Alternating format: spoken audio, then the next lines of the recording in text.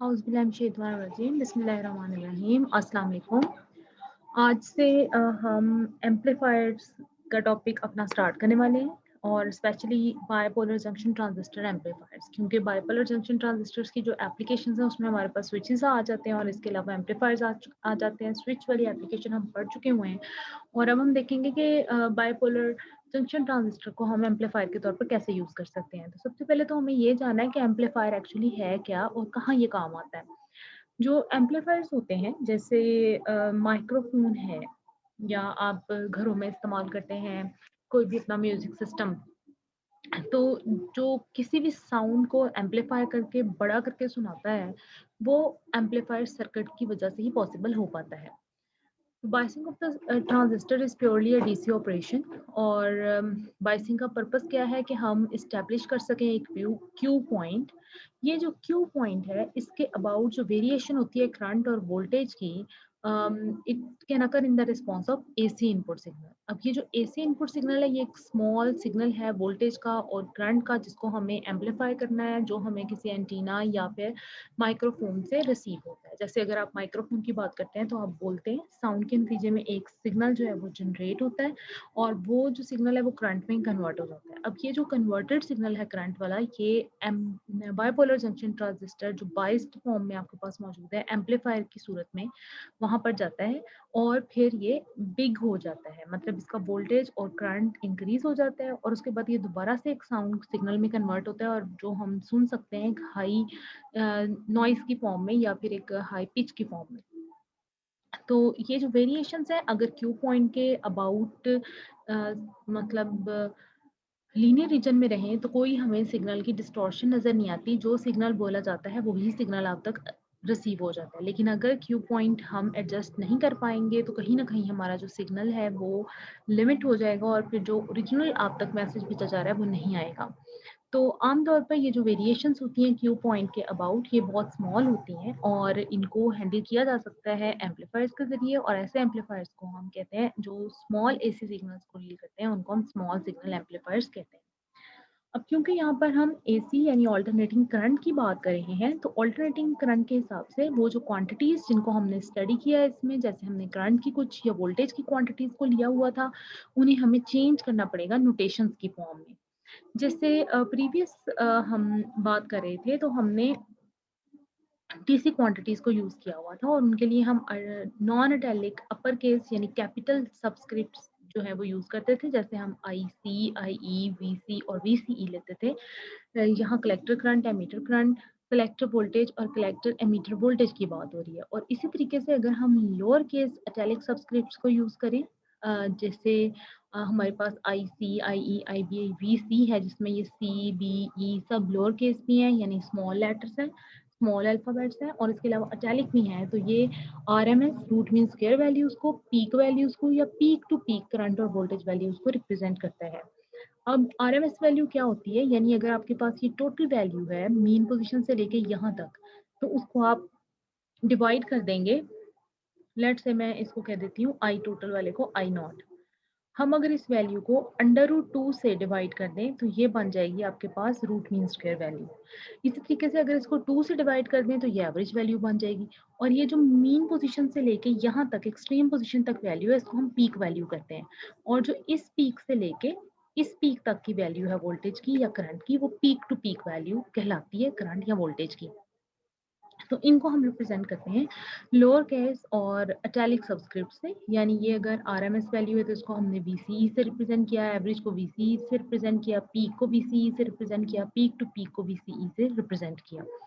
और अगर आप इंस्टेंटेनियस क्वांटिटीज को रिप्रेजेंट करना चाहते हैं तो फिर आपको लोअर केस लेटर्स और लोअर केस सबस्क्रिप्ट्स यूज करने पड़ेंगे। यानी आप कैपिटल आई की बजाय स्मॉल आई लेंगे और स्मॉल ही सी लेंगे।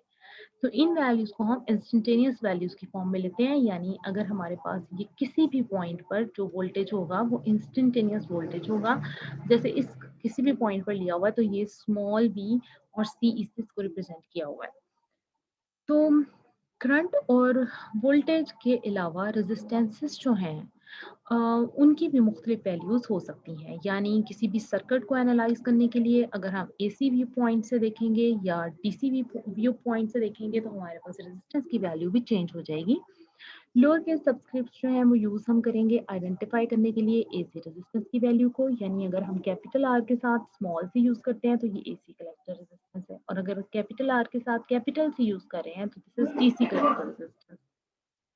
इसी तरीके से अगर हम रेजिस्टेंस की वैल्यूज इंटरनल रेजिस्टेंस के हवाले से देखते हैं तो वो स्मॉल आर और प्राइम के हिसाब से होगी, और अगर ये हमारे पास इंटरनल एसी एमीटर रेजिस्टेंस है तो फिर आर ई और प्राइम के साथ हम इसको रिप्रेजेंट करेंगे। This small E is representing the emitter, और स्मॉल आर का मतलब है इंटरनल रेजिस्टेंस की बात हो रही है, यानी एमीटर की जो इंटरनल रेजिस्टेंस है वो आर ई होगी, और जो बाहर हमने रेजिस्टेंस अटैच की होगी वो कैपिटल आर के साथ हम उसको रिप्रेजेंट करेंगे। अब किस तरीके से एम्पलीफायर जो है वो लीनियर एम्पलीफायर जो है वो एम्पलीफाई करता है सिग्नल्स को, वो हम देख लेते हैं। Linear amplifier provides amplification of the signal without any distortion so that the output signal is exact amplified replica of the input signal। मतलब हमारे पास ये जो एम्पलीफायर है ये किसी भी सिग्नल को एम्पलीफाई कर देता है किसी भी डिस्टॉर्शन के बगैर, और आउटपुट सिग्नल जो है वो बिल्कुल एक रेप्लिका होता है इनपुट सिग्नल के। अगर हमारे पास ये एक वोल्टेज डिवाइडर बायस ट्रांजिस्टर मौजूद है जिसको हमने एक साइनोसॉइडल वोल्टेज एसी सोर्स का अटैच किया हुआ है और साथ में हमने इसको किया हुआ है कैपेसिटिवली कपल्ड, यहाँ पर कैपेसिटिवली कपल किया हुआ है C1 के साथ, और यहाँ लोड रेजिस्टेंस ये वो रेजिस्टेंस है जिसके अक्रॉस हम आउटपुट वोल्टेज लेंगे और इसको भी हमने कैपेसिटिवली कपल किया हुआ है। कैपेसिटिवली कपल करने की वजह क्या है? कैपेसिटर हमारे पास जो होता है उसकी जो रेजिस्टेंस होती है XC, ये आपके पास बराबर होती है 1/2 पाई FC के बराबर होती है। यहाँ पर F फ्रीक्वेंसी है और C जो है कैपेसिटेंस है। अब आप ये देखें कि जब फ्रीक्वेंसी 0 होगी तो इसका मतलब है कि रेजिस्टेंस मैक्सिमम होगी, और फ्रीक्वेंसी 0 कब होती है आपके पास? जब आपके पास डीसी करंट होता है, किंतु उसकी कोई फ्रीक्वेंसी नहीं होती। इसका मतलब क्या है कि इसमें से डायरेक्ट करंट नहीं गुजर सकता, सिर्फ ऑल्टरनेटिंग करंट गुजरेगा। यानी अब अगर हम इसके साथ कोई बायसिंग एलिमेंट यहाँ डायरेक्ट करंट का लगाएं तो वो करंट इसमें से पास ही नहीं करेगा, ये ओपन सर्किट की तरह बिहेव करेगा। लेकिन अब क्योंकि हमारे पास इनपुट सिग्नल जो है वो एसी सिग्नल के तौर पर है, तो फिर क्या होगा कि वो एसी सिग्नल जो है इस कैपेसिटर में से गुजर जाएगा, ये कैपेसिटर उसके सामने एक शॉर्ट सर्किट की तरह बिहेव करेगा और उसमें से वो करंट जो है वो गुजर जाएगा। तो इसी तरीके से आउटपुट पे जो हमें सिग्नल मिलेगा वो भी हमें मिलेगा ऑल्टरनेटिंग करंट वाला, क्योंकि डायरेक्ट वाला इसमें से गुजर ही नहीं पाएगा। तो इस इन दिस वे C1 और C2 के साथ हमने इसको कपल किया हुआ है, यानी कलेक्टर को और बेस को दोनों को हमने कैपेसिटर के साथ इसको कपल कर दिया है। ये कपलिंग कैपेसिटर जो है ये डायरेक्ट करंट को ब्लॉक करेंगे, और फाइनली इसके नतीजे में जो इंटरनल रेजिस्टेंस होगी और जो लोड रेजिस्टेंस होगी वो बायस वोल्टेज को डीसी बायस वोल्टेजेस को बेस और कलेक्टर पर चेंज नहीं करेंगी, और सिर्फ क्या होगा, अल्टरनेटिंग करंट के जो सिग्नल्स हैं वही उसमें आपको नजर आएंगे चेंज होते हुए। ये कैपेसिटर्स शॉर्ट सर्किट्स की तरह बिहेव करेंगे फॉर ऑल्टरनेटिंग करंट सिग्नल। और अब ये जो साइनोसॉइडल सोर्स वोल्टेज है ये कॉज करेगा बेस वोल्टेज, और वो बेस वोल्टेज साइनोसॉइडली वेरी करेगा above and below the DC bias level, जिसको हम VBQ कह सकते हैं। यानी यहाँ पर जो हम इनपुट देंगे वो IBQ की फॉर्म में IBQ को चेंज करेगा एक सेंट्रल लेवल से IB की फॉर्म में। IB यहाँ पर AC करंट है।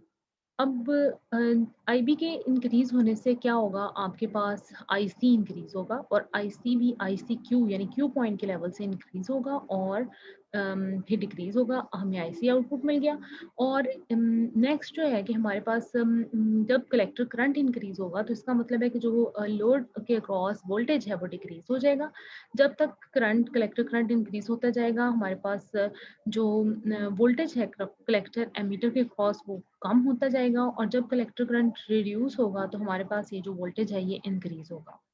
तो इन दिस वे जो वोल्टेज है हमें बेस वोल्टेज और कलेक्टर एमीटर वोल्टेज वो आउट ऑफ फेज मिलेगा 180 फेज शिफ्ट के साथ, और जो कलेक्टर करंट है वो हमें इन फेज मिलेगा और एम्पलीफाइड मिलेगा। साइनोसॉइडल कलेक्टर करंट इंक्रीज हो जाएगा और फाइनली जो कलेक्टर वोल्टेज है वो डिक्रीज हो जाएगा। अब हमें जो कलेक्टर करंट है it will very above and below it's Q point value और इन फेज होगा ये बेस करंट के। इसी तरीके से कलेक्टर टू एमीटर वोल्टेज जो है this will also very above and below the Q point value और ये 180 डिग्री आउट ऑफ फेज होगा। ये देखें कि आपके पास यहाँ पर ऐसे सिग्नल है और यहाँ पर देखें सिग्नल जो है ऐसे हो गया, तो ये आउट ऑफ फेज है। तो यहाँ पर हम ये कंक्लूड कर सकते हैं कि ट्रांजिस्टर जो है वो हमेशा फेज इन्वर्शन पैदा करता है बेस वोल्टेज और कलेक्टर वोल्टेज के दरमियान में। आपको कलेक्टर वोल्टेज हमेशा इन्वर्टेड और एम्पलीफायड मिलेगा। अगर हम इसको ग्राफिकली एक्सप्लेन करना चाहें तो ये हमारे पास डीसी लोड लाइन मौजूद है। यहाँ पर जो लोड लाइन स्पेसिफिकली है इसको हम एसी लोड लाइन कह रहे हैं क्योंकि हमारे पास ऑल्टरनेटिंग करंट का ही वोल्टेज है जो चेंज हो रहा है। ये हमारे पास क्यू पॉइंट है which is the DC Q point, मतलब वही क्यू पॉइंट जो डीसी का होगा वही एसी लोड लाइन का होगा। और यहाँ पर हम देखते हैं कि बेस करंट जो है वो चेंज हो रहा है क्यू पॉइंट के बेस करंट के क्यू वैल्यू आई बी क्यू, यहाँ पर वो वैल्यू है बेस करंट की जो क्यू पॉइंट पर मौजूद है। आप ये देखें कि इससे ये अबव और बिलो मूव कर रहा है इन लीनियर लीनियर ऑपरेशन, यानी ये बाहर नहीं है, ना सैचुरेशन करंट से ज़्यादा है ना ये कट ऑफ वैल्यू से ज़्यादा है। तो इसके करस्पॉन्डिंग ये हमें कलेक्टर करंट की वैल्यू मिल रही है, वो भी क्यू पॉइंट के अबव और बिलो इक्वली वेरी कर रहा है। और इसी के अकॉर्डिंगली आप देखें कि हमें ये कलेक्टर एमीटर वोल्टेज मिल रहा है। जैसे जैसे करंट की वैल्यू इंक्रीज हो रही है वैसे वैसे कलेक्टर एमीटर वोल्टेज डिक्रीज हो रहा है और जैसे ही करंट की वैल्यू रिड्यूस हो रही है कलेक्टर एमीटर वोल्टेज इंक्रीज हो रहा है, क्योंकि ये एक्स एक्सिस में जो है इंक्रीज हो रहा है इस डायरेक्शन में और इसको देखें ये इंक्रीज हो रहा है अपवर्ड डायरेक्शन में। लेकिन यहाँ पर जब इंक्रीज आ रही है तो यहाँ पर डिक्रीज आ रही है और कलेक्टर करंट के जब डिक्रीज आ रही है तो उस सूरत में कलेक्टर एमीटर वोल्टेज जो है वो इंक्रीज हो रहा है। तो यहाँ पर हमें नजर आ रहा है कि किस तरीके से करंट और वोल्टेज की वैल्यूज जो हैं वो वेरी कर रही हैं। अब यहाँ पर ये जो लाइंस हैं these are projected from the peaks of the base current across the IC axis and down to the VCE axis which indicates the peak to peak variation of collector current and collector emitter voltage। ये जो lines आपको नजर आ रही हैं ये हमें show कर रही हैं कलेक्टर एमीटर और कलेक्टर करंट के कलेक्टर करंट और कलेक्टर एमीटर वोल्टेज की पीक टू पीक वेरिएशंस को। एसी लोड लाइन जो है ये डीसी लोड लाइन से डिफरेंट होती है क्योंकि जो इफेक्टिव एसी कलेक्टर रेजिस्टेंस है जिसको हम आरएल कह रहे हैं it is parallel with the RC और it is less than the DC collector resistance RC alone. तो बहरहाल इन दिस वे ये हमारे पास जो वैल्यूज हैं ये चेंज हो रही होती हैं और इन दिस वे हमारे पास जो हमारा वोल्टेज है वो एम्पलीफाई हो रहा है लेकिन विद फेज शिफ्ट और करंट भी जो है हमारे पास एम्पलीफाई हो रहा है लेकिन with in the linear region. तो ये हमारा आज का टॉपिक था। इसके बाद हम देखेंगे कि किस तरीके से मुख्तलिफ किस्म के एम्पलीफायर्स जो हैं उनकी बाइसिंग के हिसाब से होते हैं कि कॉमन कलेक्टर, कॉमन एमीटर और कॉमन बेस, मुख्तलिफ किस्म के एम्पलीफायर को हम पढ़ेंगे।